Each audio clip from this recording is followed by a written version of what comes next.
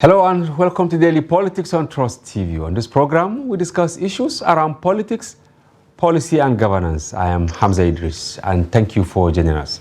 In 2014, former President Goodluck Jonathan secured approval of the Nigerian Senate to borrow the sum of $1 billion to address insecurity. His successor, President Muhammadu Buhari, was said to have spent another $1 billion within the 8 years of his stewardship to purchase weapons meant to tackle growing insecurity.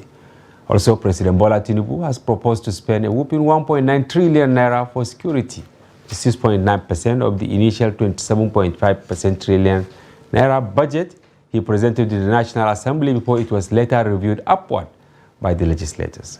Despite spending trillions of naira by Nigerian government to fight non-state actors terrorizing the country, Nigeria recorded the killing of 78,148 citizens as Beacon Consulting recorded. Nigeria also recorded the kidnapping of 2,695 defenseless citizens, according to Nigeria's security tracker. There was also the displacement of about 2.3 million Nigerians as captured by a 2023 report of the Relief Web, all within the period under review. Security forces have been involved in multi-operations across various front lines in volatile regions of the northern part of the country and few in the southern part to root the criminal elements with minimal success. The nation is witnessing an escalated level of kidnapping for ransom, farmer herder conflict, and outright terrorism, with the latest right at the doorstep of the nation's seat of power. Because it is against this backdrop, we'll be engaging some top-notch security experts and intelligence experts, of course. Number one is Brigadier General Sani Usman Kasheka. He is a retired Army spokesperson and security PR consultant. He joins us on the platform tonight. Also joining us for the conversation is an independent security expert and CEO Beacon Consulting, Dr. Kabiru Adamu. Gentlemen, welcome to the program.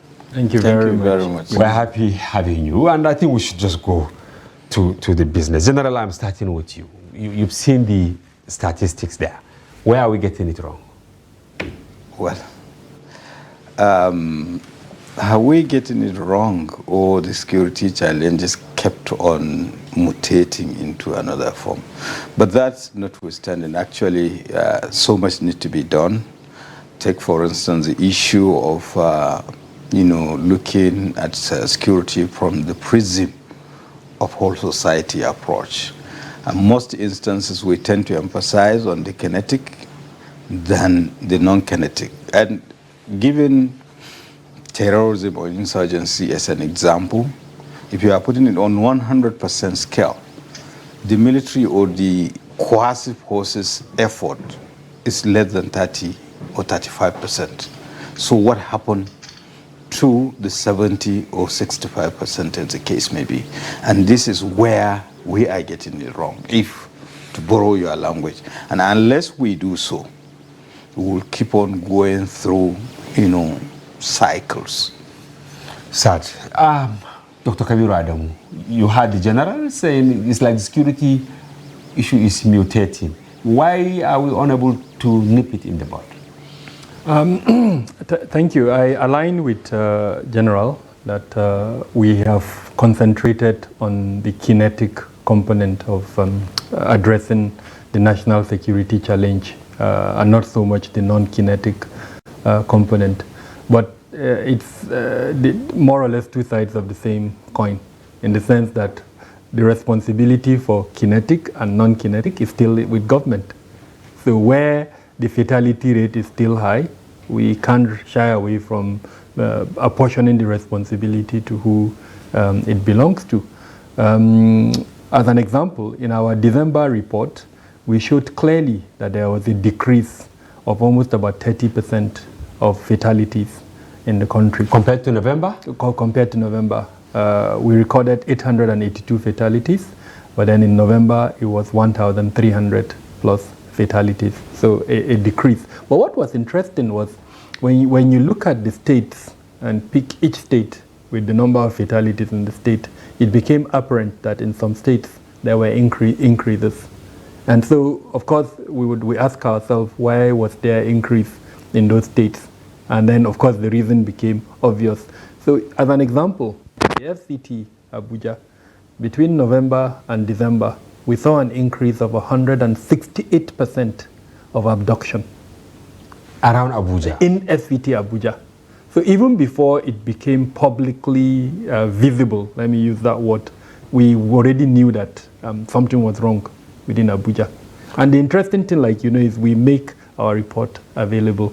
So point I'm trying to make, I agree with him that there is a mutation of security challenges. But if you had the right tools and the right instruments, and you had accountability in place, that mutation would have been obvious. We always say in national security, you should have, I'm going to use the phrase war room, but I mean even more than a war room. The military should have their war room, DFS should have its war room, and I named them, all the 29 should have their war room. In essence, what I'm trying to say is, whatever policy government is introducing, and for whatever operation each of these organizations is going into, the question should be asked, what is the consequence?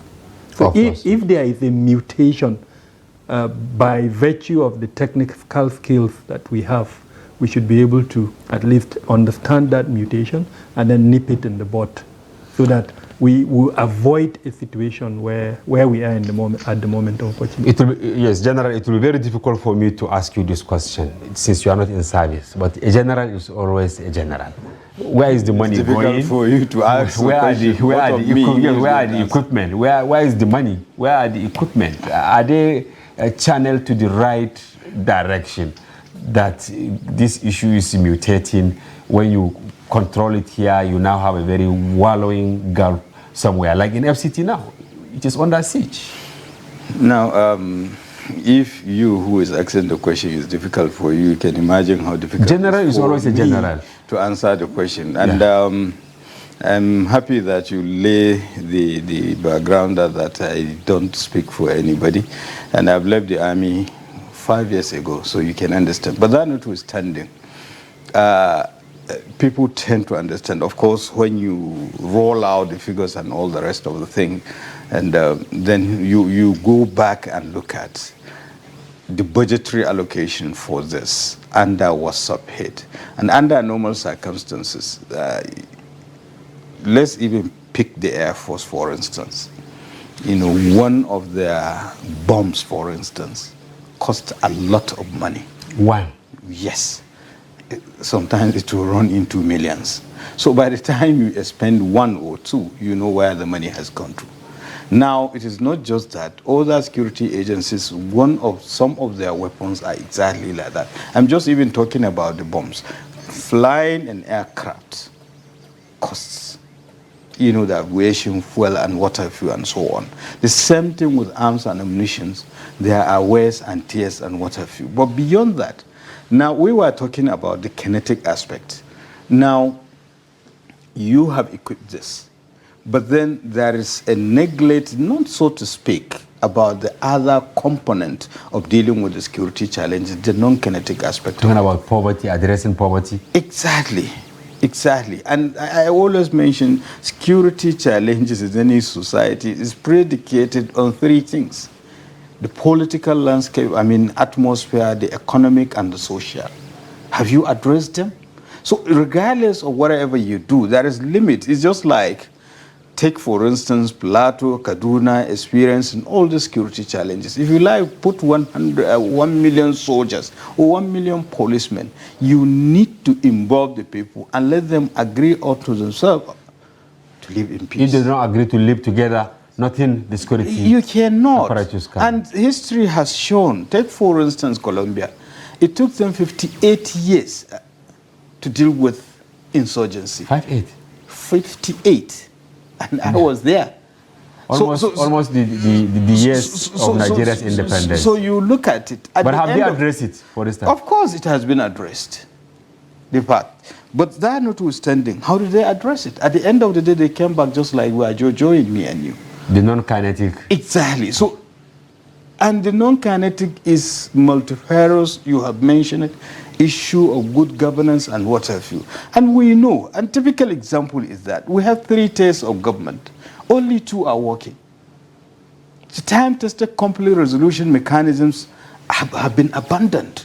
So the local government system that is supposed to act as buffer, dealing with minor security challenges before they snowball into, calling the police and what have you, is not working.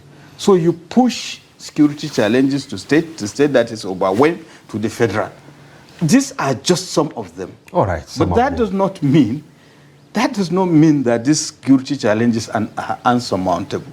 They are surmountable. Of course. Okay, doctor, you are a researcher. How can we surmount it? It's like it is snowballing of sorts. Now, before we don't really talk about Abuja. Okay, we have challenges in Nasarawa, parts of Kogi, parts of Niger, parts of Kaduna. But now, if you Google, you see more of Abuja than any of these contiguous states. Why is Abuja under siege?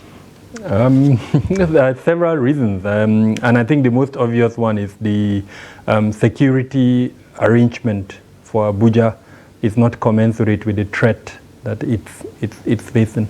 Abuja is surrounded by 4 states that are all security challenged, and given the fact that over time there is enough evidence to show there has been a concentration of, in particular, the gunmen, that you can call them either bandits or in certain instances terrorists. They have established cells, both sleeper and active cells, in those 4 states. Kogi has an active cell. It's known around Okene. Kaduna has an active cell around Brindungwari. Niger has active cells. And then Nasarawa has active cells. Now, because of the topography of FCT Abuja, as you know, the mountainous areas, the forested areas, communities that share a common border between FCT and these 4 states that I've mentioned, have that topography where you have forested parts, you have mountain parts. So these elements that I've mentioned, these gunmen, either bandits or terrorists, are able to come through those parts into the neighboring communities that share border, carry out their attacks. And the most prevalent attack is abduction. Now, most of us have not asked ourselves, why are they doing this abduction? They're doing it to fund their operations. That money they collect is to fund their operations, as simple as that. But are they really funding their operation? People have started asking questions that some of these monies are paid through banks. And then sometimes if these bandits or terrorists or whatever names they are called, if you get them, they look so wretched that you begin to ask, is this money really going to them, or they are just an alibi covered by some powerful forces? General. Well, I think in addition to funding operation, I think there is one other thing we have to even consider. One is the fact that, due to the heat in the northeast and other efforts. Okay, I'm talking about operations. Yes, by counter-terrorism, counter-insurgency. The dividends are quite obvious in the sense that they were having, they coveted some part of the territory. It has been recaptured and all the rest of the thing. Governance is taking place. People are going back to their ancestral home. And of course, there is continuous enlightenment to the point that they now understand that unlike in the past, that they thought they were fighting a religious war, so to speak, they realized the leadership was deceiving them. It was just about material possessions in this world. So they found a better way. And what was it? Kidnapping. They are becoming smarter, and they had been armed. They have not been, demobilized. So that is what. Like so the concept of war economy, realizing that kind of thing, and where do they come to? They come to the Federal Capital Territory. Of course, just like the doctor has said, if you even look at Kogi State, for instance, it's contiguous with about 7 states, and they have the largest, exactly. The same thing with Nasarawa and Kaduna State. So there was free movement in and out. And one other thing, the sure solution to kidnapping, which obviously is very difficult, is stoppage of the payment of ransom. But it's difficult. It's easier to say than to do. And they take undue advantage of the gullibility of an average Nigerian. Because you will say it, but if you are involved, either a family member, you will do everything it takes. Whether you need to borrow, to sell property, whatever. They understood that, so they take undue advantage of it. And of course, you should know, Abuja, so despite the fact that it's seat of power, this is where the money is. Agreed, they might be going to the wrong. It's very difficult to go to Asokoro or Maitama, but of course they are related or associated to one big man or the other. They know that the money will come. Doctor, a colleague in the newsroom, you know, he brought his laptop, and then is it Google Travel or something like that? And before you know, it showed, you know, one of us, you know, where he traveled within Abuja, when he was living Abuja, and all. This is just free. Why are our security operatives finding it difficult to track and contain these so-called bandits or terrorists that are sleeping around the you know, bushes and the villages? In modern day intelligence, there's what we call OSINT. OSINT is, the full meaning is open source intelligence. Through open source intelligence, you use various platforms to collect very simple information. There's one classical teaching method. I remember when we were taught OSINT. It was a dog tag for Europeans, you know, when they have their dogs. Now, on the tag, there's usually a small number. So with that number, they were able to use OSINT to identify the owner of the dog, to identify where the owner of the dog works, to identify their house, all of this on social media. The point I'm trying to make is we need to change our perception of intelligence. I've been saying this for years, but it seems nobody is listening to me. Intelligence has manifested. It has changed. It's not what it used to be before. Modern day intelligence, a significant portion of it starts from OSINT, this open source collection. And a lot of this, it appears manual way of doing things. If I'm no. Open source intelligence means using the cyberspace. Okay. Even your paper, as an example, the volume of intelligence I can generate from daily trust, at least the beginning point. The thing about intelligence is it's a painstaking process. You have to be patient.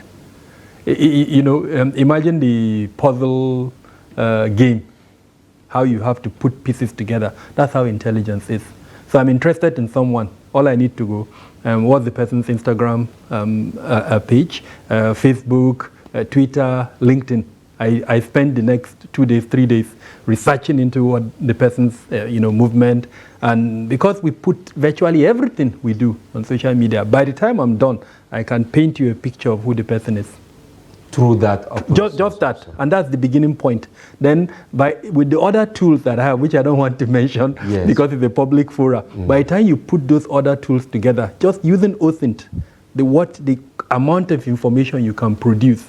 So as an example, and one that interests me, and that I cannot understand why the Office of the National Security Advisor is not exploiting it. These bandits, they use social media. They use social media? Yes. They post their images, they post their activities on social media. By now, we should have a dedicated unit that should be profiling them.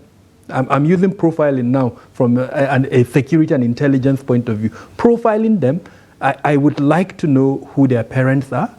I would like to know who their siblings are. If they are married, I would like to know that. I would like to know their children. If you do it painstakingly, by a combination of OSINT and the other element of intelligence, which is human intelligence, you'll be able to produce all that information.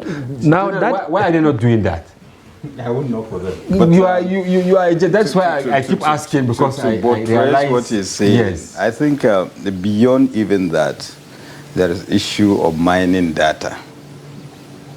Okay, and there should be collaboration, cooperation and coordination of these activities. Take, for instance, we have a lot of institutions or establishments that collect information about each and every one of us. Take, for instance, if you go to the bank, you cannot withdraw more than 1 million naira unless you thumb print and all the rest. Yes. So it could have been, compared with others. So this is just one. And to buttress what the doctor was saying, we made use of it. In fact, at a personal level, when I was in the army, whenever Boko Haram released a video, we take time to study it. Personally, sometimes I spend 10 hours.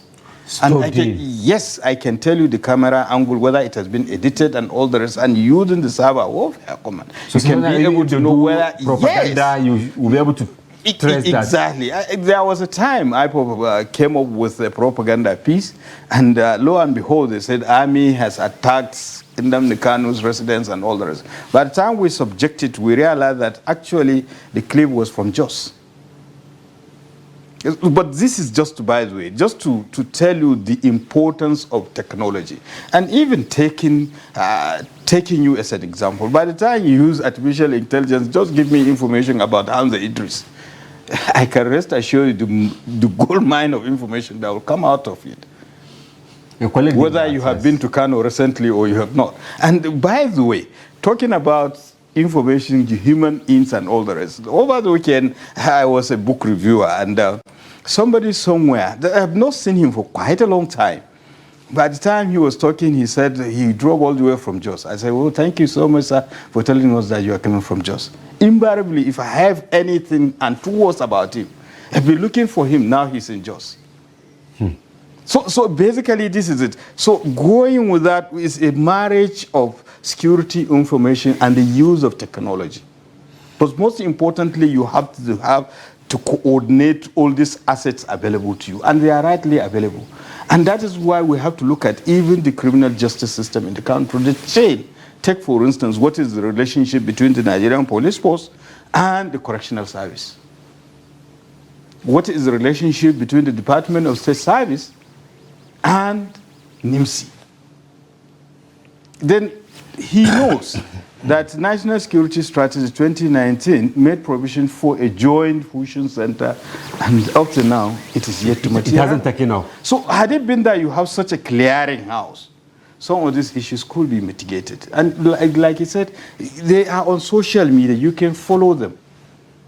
And going back to your question about the issue of some of the bandits are just wretched and what have you. You tend to forget the issue of war economy.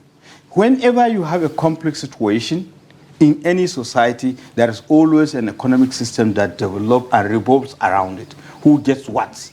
And that is why the issue of whole society approach dealing with security challenges is very important. Somebody follows the money, somebody follows the technicalities, somebody, by the time he gets the information, the intelligence, you have the special forces that will... That is how it's supposed to be. Very sad. Dr. Kabiru, a lot of money, right from, is it Obasanjo, but we limited our search to Jonathan. Just last week, one of these countries said they will bring back around $9 million or thereabout. But we keep budgeting.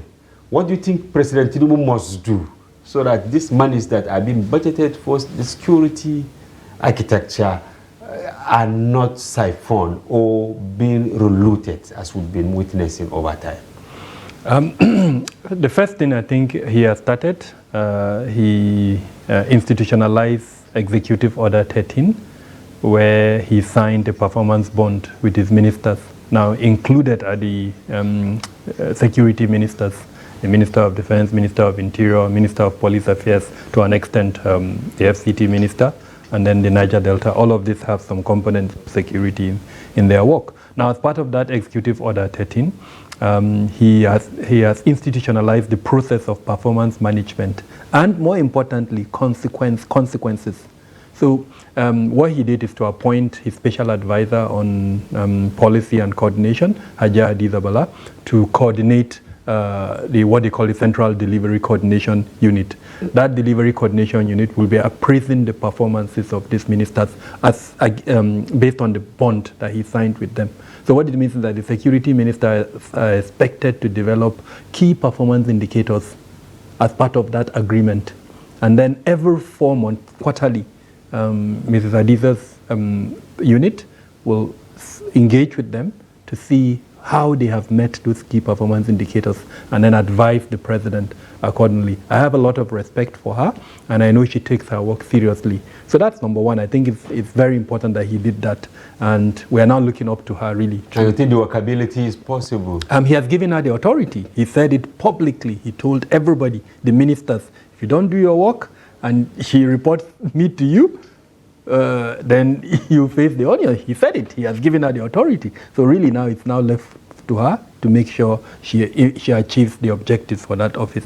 I know it's Nigeria. There are complexities, there are difficulties that she will encounter, but she's a very pragmatic person, very smart, and so we're hoping. The second thing, which I must emphasize, is the role of the National Assembly. The National Assembly, for me, is even more important than anything in this matter. First off, they are the ones who do the budget. They are the ones who engage with these MDAs during the budget review process to understand what those ministries, MDAs, have included inside the budget. Now, I would speak directly to the legislators. Okay. They have a responsibility in their oversight function. When General spoke about the drivers, the non-kinetic components of addressing insecurity, nobody can play a better role than the National Assembly. If today the infrastructure that we need in this country, the education that we need, the health facilities that we need are provided as contained in the budget, then we would have reduced significantly the drivers of insecurity. If they play their representational role, the grievances that exist in the country, if today legislators listen to their people and bring those grievances on the floor of the House or the Senate, and those grievances are addressed, then a significant portion of the drivers of insecurity would have been addressed. So I'm encouraging them to take their work more seriously. A significant number of them, you just need to look at their lifestyle, and you know that something is wrong. All right. But before I conclude, yes, I want to also encourage them to reduce this invitation that they do of ministers and others. Instead, strengthen their oversight function. Because it's through that oversight function that they can determine whether the performances of those MDAs are going well or not. But if they wait until something goes wrong and then they invite them, that invitation honestly is just media story. All right. Yes, we have less than 2 minutes to go, and you made mention of something very, very important. Being someone from the other side, military, the non-kinetic. How can they get it right? Please, can you put this in less than 1 minute? The non-kinetic is not the non-military component of it. Yes, that is why I'm really interested. I'm sure our viewers are broadly speaking, okay, is involvement, it's a kind of a whole society approach. Okay. Each component of the Nigerian society has a role to play, be it the government, be it the people. But of course, just like Dr. Adamu has said, there is a real role. Creating an enabling environment. Take, for instance, we all know that people are living in difficult times. How do you address these difficult times? The economic and the social well-being of the people. That is the starting point, so that people will not be enticed or compelled to. Because naturally, most Nigerians, in fact, the total criminals, if you censor, you do a census, they are not up to 1 million.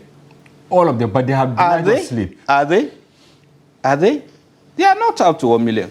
And this is a country of 200 million So people. they could be contained. Exactly. So when you involve, and I kept, even for the sake of argument, let's assume we have 50 million in diaspora. We have only 150 million in this country. Now, how many policemen do we have? And policewomen? And what is their level of training? What is their level of equipment? So we have to go back to a certain point, especially our policing system. Thank you very much, General Kukasheka, retired, former Army spokesperson, for your informed perspective. It's like we are opening a new vista of conversation towards addressing this, and we have to have you again. Hopefully. Yes, Dr. Kabiru Adamu, your Beacon Consult, for your informed perspective. We thank you very much for coming to the program, and we hope to have you some other time. It will be my pleasure. And was that a wrap on today's package? We hope you found it engaging and informative. And rest assured to join Daily Politics airing every weekday and our special package on Friday, during which we open our telephone line for you to comment on national issues. For now, bye-bye. Thank you for being with us. I'm Hamza Idris.